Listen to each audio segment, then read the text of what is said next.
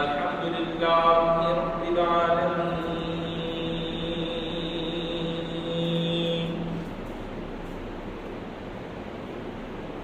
والعاقبة للمتقين والصلاة والسلام على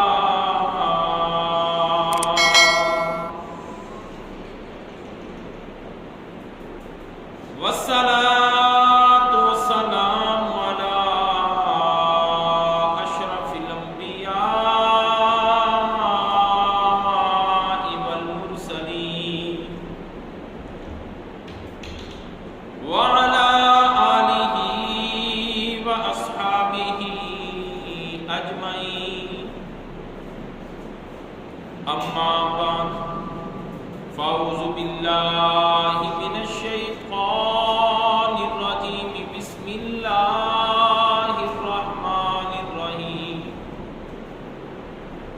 قال النبي صلى الله عليه وسلم أصحابي كالنجوم آمنت بالله صدق الله العظيم إن الله وملائكته يصلون على النبي يا أيها الذين آمنوا صلوا عليه وسلموا تسليما اللهم صل على سيدنا مولانا محمد وبارك وسلم الصلاة والسلام عليك يا سيدي يا رسول الله وعلى آلك وأصحابك يا خاتم النبيين دل درد تو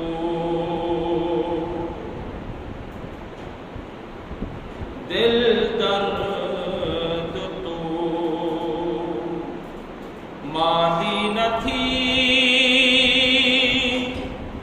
اوکھے پہر ایویں ہندن دل درد تو ماندی نہ تھی اوکھے پہر ایویں ہندن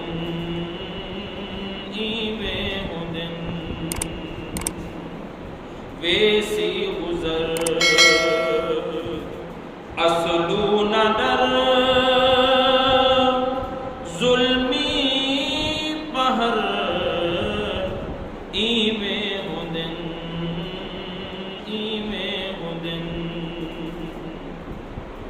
ای راہ دے وچ مشکل بہو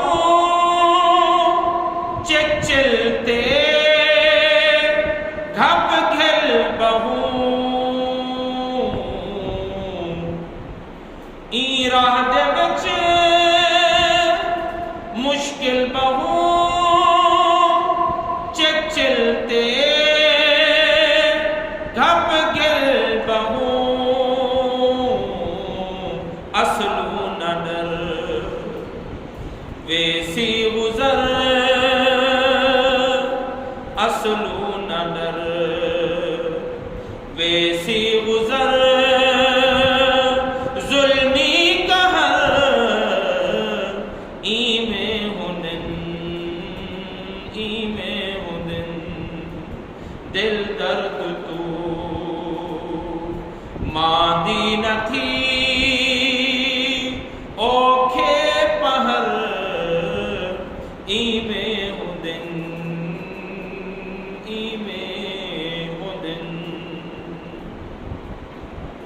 محترم سامعین، اللہ رب العزت کا کرم ہے، فضل ہے کہ ہم سب کو اپنے گھر میں آنے کی توفیق عطا کی۔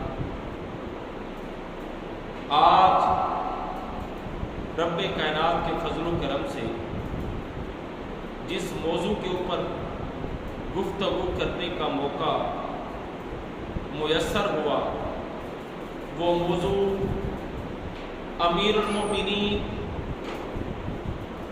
خلیفہ دوم جناب حضرت عمر فاروق رضی اللہ تعالیٰ عنہ، آپ کی ذات مبارک طیب طاہر ہے، محرم الحرام کے مہینے کی آمد ہے،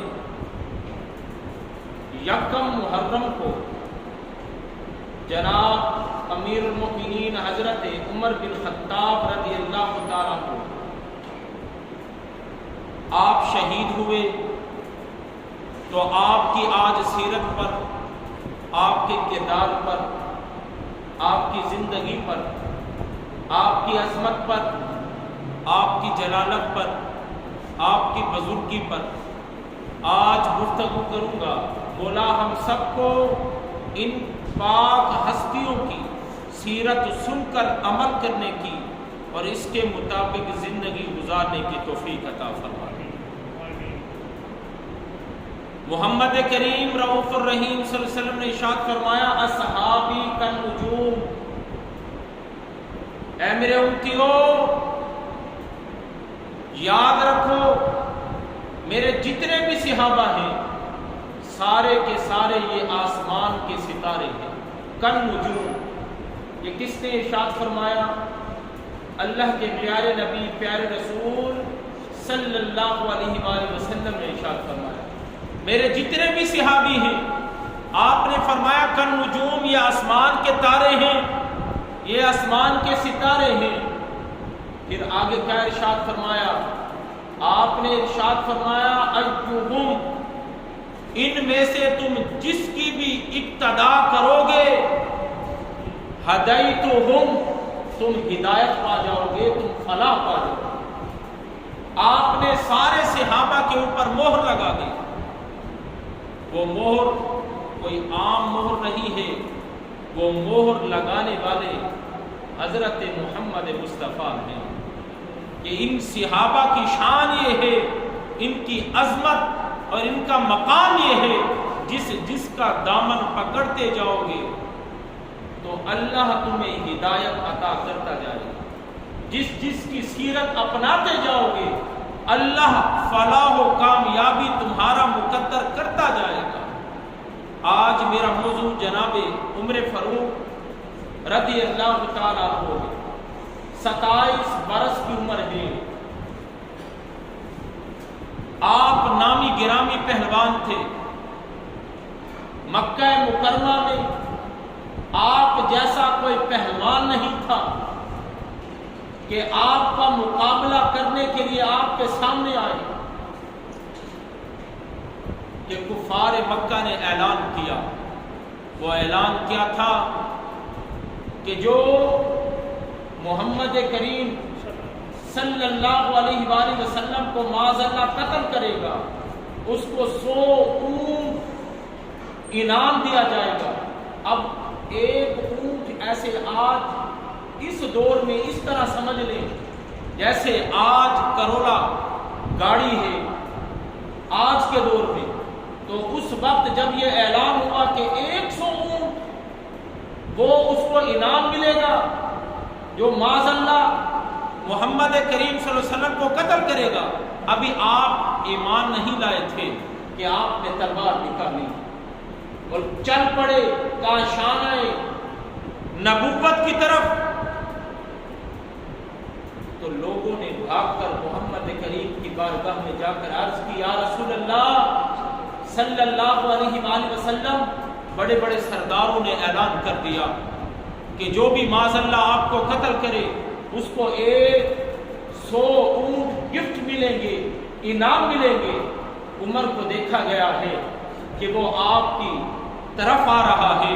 حضرت امیر حمزہ جو آپ کے چچا جان ہیں وہ دروازے پر کھڑے ہیں۔ فرمایا، اے کہنے والے کیا کہہ رہا ہے کہ عمر آ رہا ہے؟ اگر عمر اچھے طریقے سے، اچھی نیت سے، اچھے قصد سے آ رہا ہے تو پھر تو حاضر، اگر بری نیت سے آ رہا ہے، ارے یہ نبی کا چچا حضرت حمزہ بھی اسے کافی ہوئے۔ میرے محمد کریم نے جب یہ جملے سنے اور جب یہ اطلاع سنی اور اپنے چچا کی یہ گفتگو سنی، آپ نے فرمایا اے چچا ٹھہر جائیے، عمر کو کچھ نہ کہیے گا، عمر کو کوئی کچھ نہ کہے، عمر آتا ہے تو اس کو آنے دو۔ ارے عمر خود نہیں آ رہا، میں نے اپنے رب سے عمر کو مانگا ہے، میں نے اپنے رب سے عمر کو مانگا ہے۔ ارے سارے مکہ کے لوگ دیکھ رہے تھے کہ ارادہ قتل کا ہے، لیکن محمد کریم نے بشارت پہلے دے دی۔ اپنے مکان کے اندر، اپنے حجرے کے اندر ابھی کسی کو اس بات کا علم نہیں ہے، ارے ہاتھ میں تلوار ہے، قتل کا ارادہ نبی کا ہے، لیکن محمد کریم کہہ رہے ہیں اس کو آنے دو، اس کو کوئی نہ روکے۔ ارے میں نے اپنے رب سے عمر کو مانگ لیا ہے، ارے یہ مجھے قتل کرنے کے لیے نہیں بلکہ ساری زندگی اپنا سر جھکانے کے لیے آ رہا ہے۔ اب راستے میں حضرت عبد الرحمن بن عوف ملے اور کہنے لگے عمر کہاں جا رہے ہو؟ کہنے لگا آج 100 اونٹ انعام لینے جا رہا ہوں۔ ارے صرف کیا کرنا ہے کہ معاذ اللہ قتل کرنا ہے، اور میرے سامنے یہ کوئی بڑی بات نہیں ہے۔ کیوں؟ پہلوان تھے، آپ کے مقابلے میں کوئی ٹک نہیں سکتا تھا، اپنی طاقت پر مان تھا۔ انہوں نے کہا ارے پہلے تم کاشان نبوت کی طرف جا رہے ہو، ارے پہلے گھر کی تو خبر لو، تمہاری بہن، تمہارا بھائی، ارے تمہارا بہنوئی وہ کلمہ پڑھ کر وہ مسلمان ہو چکے ہیں، تم مسلمانوں کے نبی کو معاذ اللہ قتل کرنے کے لیے جا رہے ہو، ارے پہلے گھر کی خبر لو۔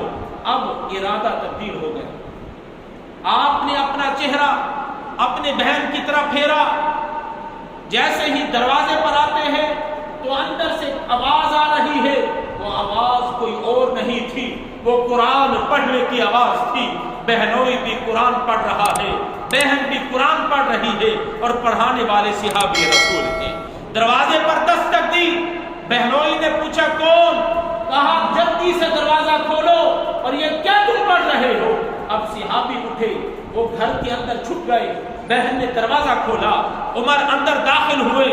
روایات کے اندر آتا ہے عمر نے کہا مجھے پتہ چلا تم کلمہ پڑھ کے مسلمان ہو چکے ہو۔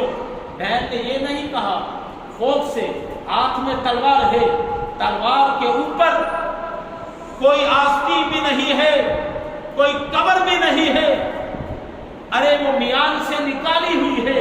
اب بہن کو جان کا خوف نہیں ہے، بہن کو ایمان کا خوف ہے۔ کہا ہاں بھیا ہم نے کلمہ پڑھا ہے، ہم محمد کریم پر ایمان لا چکے ہیں، ہم اللہ کے نبی پر ایمان لا چکے ہیں۔ اب ایک زوردار تھپڑ مارا اور بہنوئی کو گریبان سے پکڑا اور مارنا پیٹنا شروع کیا۔ روایات کے اندر آتا ہے اتنا خون بہا کہ پورا جسم خون سے بھر گیا، بہن کو بھی مارا، بھائی کو بھی مارا۔ اب مارتے مارتے پہلوان تھک گئے، حضرت عمر تھک گئے۔ اب پھر کہا دائرہ اسلام سے نکلتے ہو یا جان لے لوں؟ بہن نے مسکراتے ہوئے کہا ارے یہ تو ایک جان ہے، اگر ہزاروں جان محمد کریم کے اوپر قربان ہو جائیں ہم کلمے کو نہیں چھوڑ سکتے، محمد مصطفیٰ کو نہیں چھوڑ سکتے۔ اب جب یہ سنا کہ ایک جان کیا ہزاروں جانیں ہم قربان کر سکتے ہیں، اب عمر کا دل نرم ہوا۔ دل نرم کیسے نہ ہوتا؟ محمد کریم نے دعا جو کر دی تھی، ہاتھ اٹھا کر رب کی بارگاہ میں التجا جو کر دی تھی، روایات کے اندر آتا ہے کہ اللہ کے پیارے نبی نے اپنے ہاتھوں کو اٹھایا، ہاتھوں کو اٹھا کر دعا دی کہ یا اللہ، یعنی میں عمر کو پسند کرتا ہوں، تو عمر کے ذریعے میرے اسلام کو قوت عطا کر، دین اسلام کو غلبہ عطا کر۔ اللہ نے محمد کریم صلی اللہ علیہ وسلم کی دعا کو قبول کیا، اور حضرت عمر فاروق کے مقدر کے اندر ہدایت کو لکھا۔ وہ ہدایت لکھی کیوں گئی؟ محمد کریم نے عمر کے لیے ہاتھ جو اٹھا دیے تھے۔ اب دل نرم ہوا، کہنے لگا اے میرے بہنوئی یہ کون سی چیز تم نے پڑھ لی ہے؟ اے میری بہن یہ کون سی چیز کا مطالعہ کر لیا ہے کہ اب اس کو چھوڑنے کے لیے تم تیار نہیں؟ تم کیا پڑھ رہے تھے؟ بہن نے کہا ہم اللہ کی کتاب پڑھ رہے تھے۔ اب عمر بولنے لگے وہ کتاب لے کر تو آؤ، مجھے تو دکھاؤ، مجھے تو پڑھاؤ، وہ کتاب کیسی ہے؟ اس کے اندر لکھا کیا گیا ہے وہ ہے کس طرح؟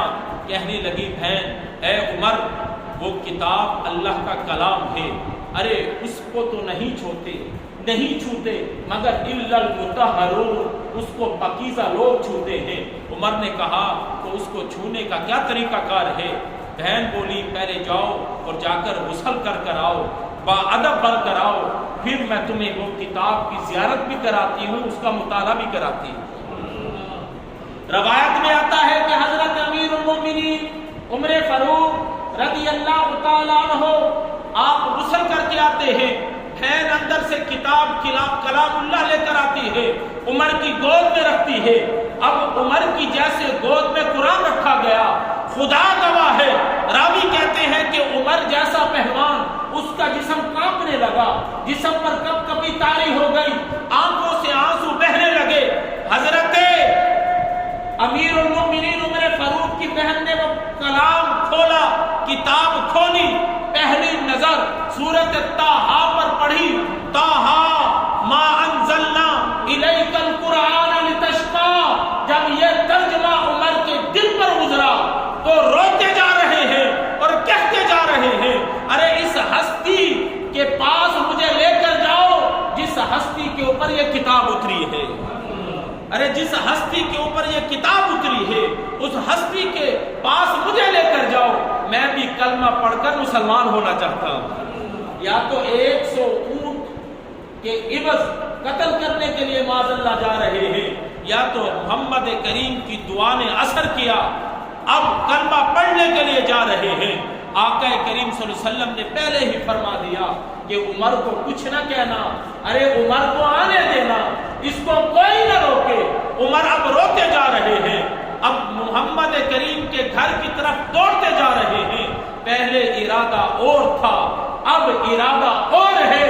جا کر محمد کریم کے قدموں میں گرے، عرض کی یا رسول اللہ عمر حاضر ہے، کلمہ پڑھائیے، مسلمان کیجئے۔ میرے مصطفیٰ کریم نے کلمہ پڑھا، کلمہ پڑھایا اور نعرے تکبیر بلند ہوئی۔ روایت میں آتا ہے کہ وہ اتنا زوردار صحابہ نے نعرہ لگایا کہ بیت اللہ تک آواز گئی، مشرکین کے گھروں تک آواز گئی۔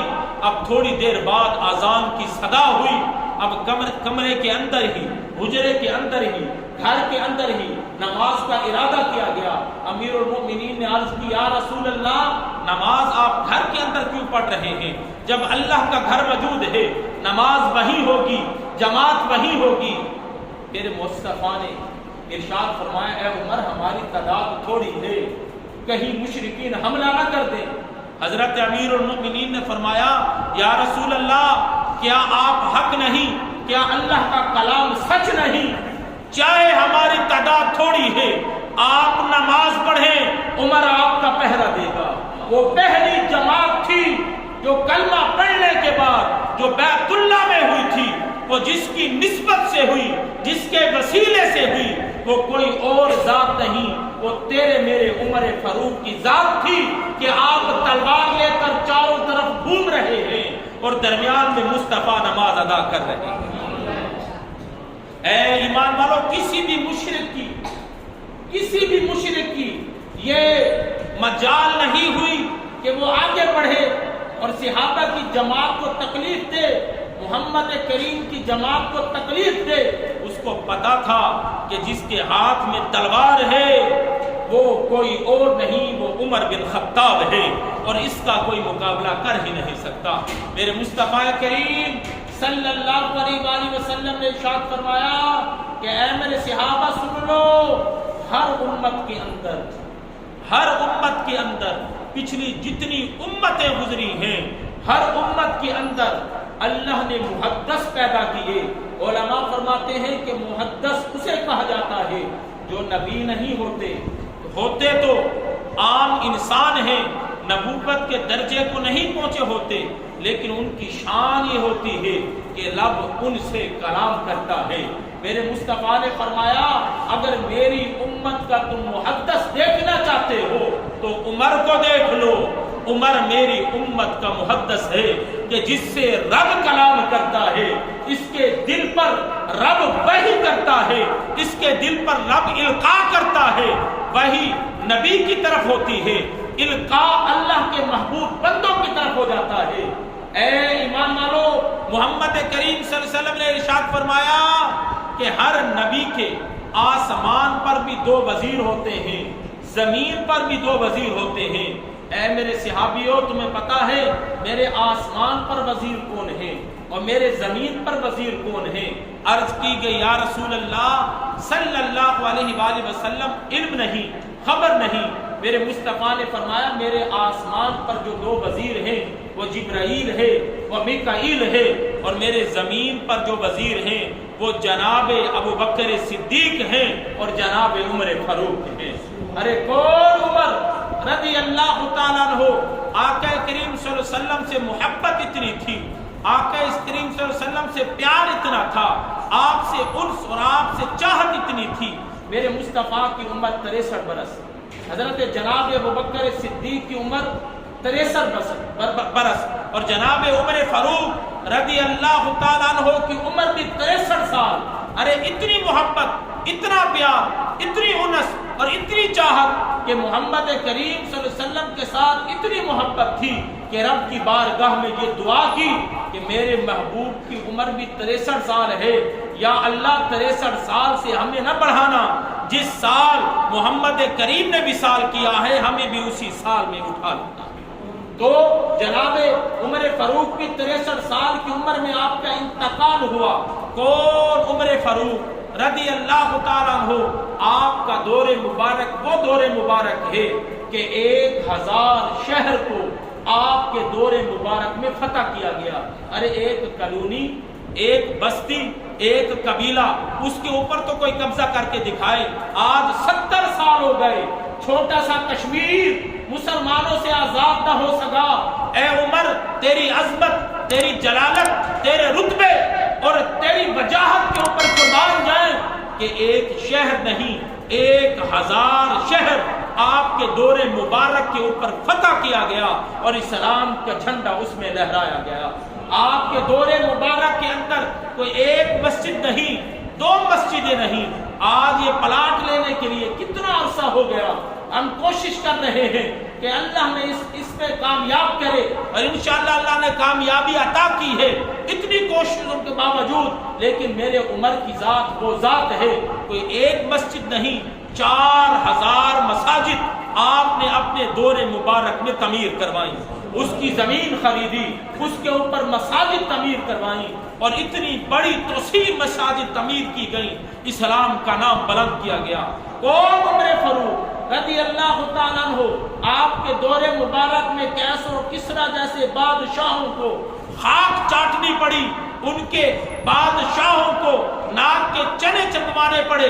ارے اتنے بڑی شخصیت، اتنی بڑی عظمت، میرے محمد کریم صلی اللہ علیہ وآلہ وسلم کے ساتھ محبت اتنی ہے، پیار اتنا ہے، اور آپ نے تربیت اپنے غلاموں کی اتنی کی ہے کہ گھر سے ارادہ ہوا محمد کریم پر کے روزے پر جانے کا، پیدل جا رہے ہیں، تپتی دھوپ ہے۔ روایت کے اندر آتا ہے چہرے کے اوپر رومال ڈال لیا۔ دور خلافت کس کا؟ دور خلافت بھی آپ کا اپنا، خلیفہ وقت ہیں لیکن سواری پر سوار نہیں ہوئے، پیدل جا رہے ہیں، چہرے کے اوپر ڈھانپ لیا کہ کوئی دیکھے نہ، کوئی پہچان نہ سکے، چلتے چلتے تھک گئے۔ آپ کو پتا ہے کہ سفر کتنا ہے، راستے میں ایک گدھے والے جو گدھے پر سوار ہو کر مدینہ طیبہ جا رہا تھا، اس کو روکا اور روک کر کہا کہ میں تھک چکا ہوں، اگر اجازت ہو تو میں تمہارے پیچھے بیٹھ جاؤں، میں مدینہ منورہ جانا چاہتا ہوں، زیارت کا شوق ہوا ہے۔ اب جیسے ہی ہوا چلی، تپتی دھوپ ہے، دھوپ برس رہی ہے، کہ چہرے کو جب دیکھا گیا کہ یہ تو خلیفہ وقت ہیں، وہ فوراً نیچے اترا اور کہنے لگا حضور آپ اور اتنی دھوپ میں پیدل جا رہے ہیں، حضور کوئی سواری لے لیتے۔ ارے آج کے حکمرانوں کو اس واقعے سے سبق حاصل کرنا چاہیے کہ گھنٹوں ٹریفک جام رہتی ہے کہ کون جا رہا ہے، ایک چھوٹا سا مشیر جا رہا ہے، کون جا رہا ہے، ایک چھوٹا سا وزیر جا رہا ہے، جس کے پیچھے گھنٹوں ٹریفک جام ہے، لوگ تنگ ہیں، جانے جا رہی ہیں، کسی کو ایمرجنسی ہے وہ بھی آگے نہیں بڑھ سکتا۔ ارے یہ ہمارا قانون ہے اور میرے عمر کا قانون دیکھیے، آپ پیدل جا رہے ہیں، کسی کو کانو کان خبر ہی نہیں ہے۔ اب وہ نیچے اترا اور عرض کی حضور آپ آگے بیٹھیے اور میں نیچے پیدل سوار چلتا ہوں، میں نیچے چل لیتا ہوں۔ آپ نے فرمایا نہیں، تم آگے چلاؤ، میں تمہارے پیچھے بیٹھ جاؤں گا۔ اس نے کہا حضرت پھر مہربانی کیجیے، آپ آگے بیٹھیے اور میں آپ کے پیچھے بیٹھتا ہوں۔ آپ نے فرمایا نہیں، میں تمہارے پیچھے بیٹھوں گا۔ اب وہ آگے بیٹھے، آپ ان کے پیچھے بیٹھے۔ جس طرح مدینہ منورہ کی حدود میں داخل ہوئے، لوگوں دیکھ کر اتنی حیرانگی ہوئی کہ یہ خلیفہ وقت ہے اور گدھے پر سوار ہے۔ اے ایمان والو، یہ اس وقت کے خلیفہ تھے کہ جنہوں نے اسلام کا نام بلند کیا، اسلام کا نام روشن کیا۔ اور آج ہمارے حکمرانوں کی حالت کو دیکھیے۔ یہ پچھلے دن اخبار میں آیا ہوا تھا کہ گورنر کا جو ہاؤس ہے 1 کروڑ 20 لاکھ روپے کا صرف اس کے لیے مٹن خریدا جائے گا، بکرے کا گوشت۔ پورے سالانہ جو فنڈ جاری ہے 1 کروڑ 20 لاکھ روپے کا، اس کا سالانہ جی مٹن خریدا جائے گا، جو روزانہ جی پیش کیا جائے گا۔ یہ پنجاب حکومت کے اندر جو وزراء ہیں، جو مشیر ہیں، جو ان کے چمچے کڑچے ہیں، ان کے لیے۔ اور سبزی کتنی؟ 81 لاکھ روپے کی سبزی خریدی جائے گی، پورے سالانہ جی فنڈ جی۔ اچھا جی بڑا گوشت کتنا؟ 50 لاکھ روپے کا بڑا گوشت خریدا جائے گا، سبزی 81 لاکھ روپے کی۔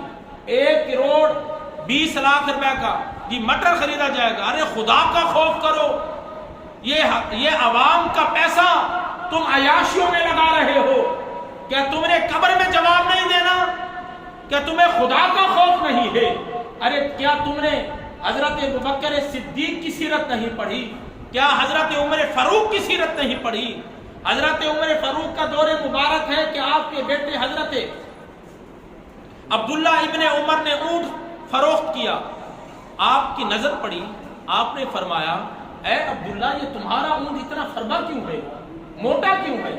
تجھے جو میں خرچہ دیتا ہوں اس میں سے تو تیرا خرچہ بمشکل پورا ہوتا ہے، تو اس کو چارہ کیسے کھلاتا تھا کہ یہ اتنا فربا ہو گیا، اتنا موٹا تازہ ہو گیا؟ اب ڈر کر کہا ابا حضور یہ سرکاری جو چراگاہیں ہیں، سرکاری جو زمینیں ہیں، میں اپنا اونٹ وہاں چھوڑ دیا کرتا تھا، یہ وہاں سے پل کر ذرا موٹا ہو گیا ہے۔ آپ نے فرمایا اس کو فروخت کرو۔ اس کو فروخت کیا گیا، جو قیمت آئی آپ نے فرمایا جو عام اونٹ ہوتا ہے اس جیسی قیمت اس کو میرے بیٹے کو دو اور باقی ساری قیمت بیت المال میں داخل کر دو۔ ارے کون عمر فاروق رضی اللہ تعالیٰ عنہ؟ اے ایمان والو، محمد کریم صلی اللہ علیہ وآلہ وسلم نے ارشاد فرمایا یہ میرے عمر وہ عمر ہے کہ جس راستے سے گزرتے ہیں وہ راستہ شیطان چھوڑ کر دوسرے راستے پر بھاگ جاتا ہے۔ کون عمر فاروق رضی اللہ تعالیٰ عنہ؟ آپ کا شان نبوت کے اندر آپ نے آنے کی اجازت چاہی تو اندر عورتوں کی آواز آ رہی تھی، تو جیسے ہی آپ صلی اللہ علیہ وسلم نے اجازت دی آپ اندر داخل ہوئے، تو جیسے ہی آپ کے اوپر عورتوں کی نگاہ پڑی وہ ساری بھاگ گئی اور پردے کے پیچھے چھپ گئی۔ محمد کریم مسکرانے لگے اور کہنے لگے عمر دیکھا ہے یہ مجھ سے اتنا نہیں ڈرتی جتنا تم سے ڈر رہی ہیں۔ آپ نے فرمایا یا رسول اللہ صلی اللہ علیہ وآلہ وسلم ناکامی ہے ان کے لیے، آپ سے ڈرنا چاہیے اور یہ مجھ سے ڈر رہی ہیں۔ عورتوں نے کہا اے عمر تم سخت ہو اور سخت دل ہو، سخت گیر ہو، اس لیے ہم تم سے زیادہ ڈرتی ہیں، لیکن ہمارے مصطفیٰ تو رحمت للعالمین ہیں، ہمارے مصطفیٰ تو رحمت للعالمین ہیں، ہم ان سے اس لیے نہیں ڈرتی۔ آپ سے فرمایا ساری باتیں چھوڑو اے عورتوں، آج میں تمہیں نہ بتا دوں میرے عمر کی طاقت اور میرے عمر کی پاور کتنی ہے، صرف تم نہیں ڈرتی، میرے عمر سے تو شیطان بھی ڈرتا ہے، میرے عمر سے تو شیطان بھی ڈرتا ہے۔ ارے کون عمر رضی اللہ تعالیٰ عنہ؟ آقا کریم اپنے حجرے مبارک کے اندر جلوہ گر ہیں کہ باہر سے دف بجنے کی آواز آئی۔ آپ صلی اللہ علیہ وسلم کھڑے ہوئے، جب اپنے دروازے پر پہنچے کہ کیا دیکھا، ایک سیاہ فام عورت وہ ناچ رہی ہے اور اس کے بچے جو ہیں وہ ارد گرد دف بجا رہے ہیں. آپ صلی اللہ علیہ وسلم اپنے حجرے کے دروازے کے اندر کھڑے ہو گئے. اب دف بچے بچا رہے ہیں اور وہ سیاہ فام مستند روایت ہے، وہ سیاہ فام عورت وہ گھوم رہی ہے، وہ چکر لگا رہی ہے، آسان الفاظ میں وہ ناچ رہی ہے اور بچے ارد گرد دف بجا رہے ہیں. آقا کریم صلی اللہ علیہ وسلم اپنے حجرے مبارک کے دروازے کے اندر کھڑے ہوئے آپ دیکھنے لگے اور اتنی اسنا میں آپ نے حضرت ام المؤمنین عائشہ صدیقہ کو آواز دی، اے عائشہ ادھر آؤ رضی اللہ تعالیٰ عنہ، یہ دیکھو یہ کیا کر رہے ہیں.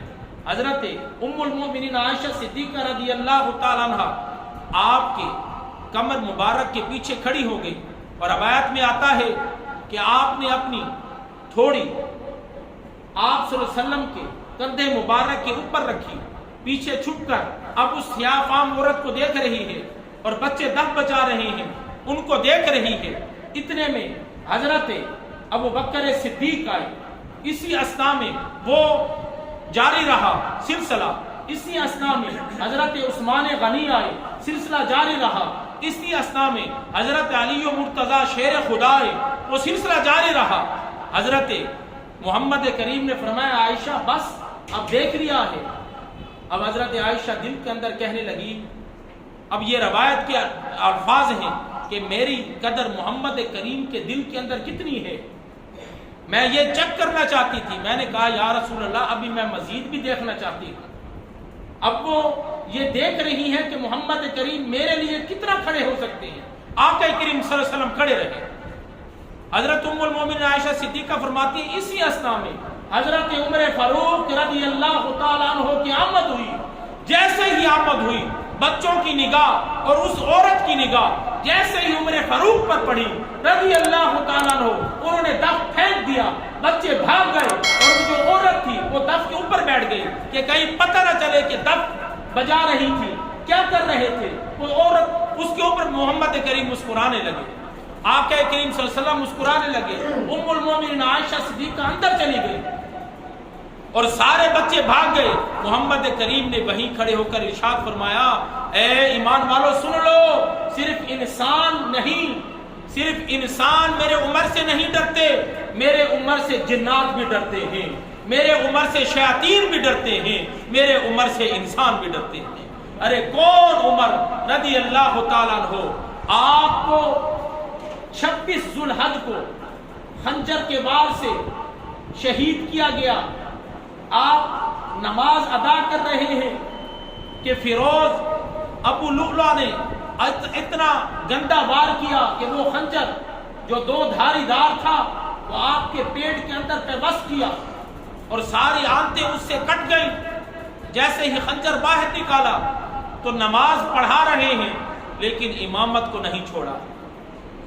صحابی کا ہاتھ پکڑا، جیسے ہی شریعت کا مسئلہ ہے حضرت عبد الرحمن کو اپنے مسلح پر اور اشارہ کیا کہ نماز مکمل کرنی ہے، نماز کو نہیں چھوڑنا. حضرت عمر فاروق نے فرمایا یہ نماز ایسی ہے جس نے اس کو چھوڑ دیا سمجھ لو اس نے پورے دین کو چھوڑ دیا. جس نے اس میں کمی کوتاہی کی اس کا کوئی بھی معاملات سیدھا نہیں ہو سکتا.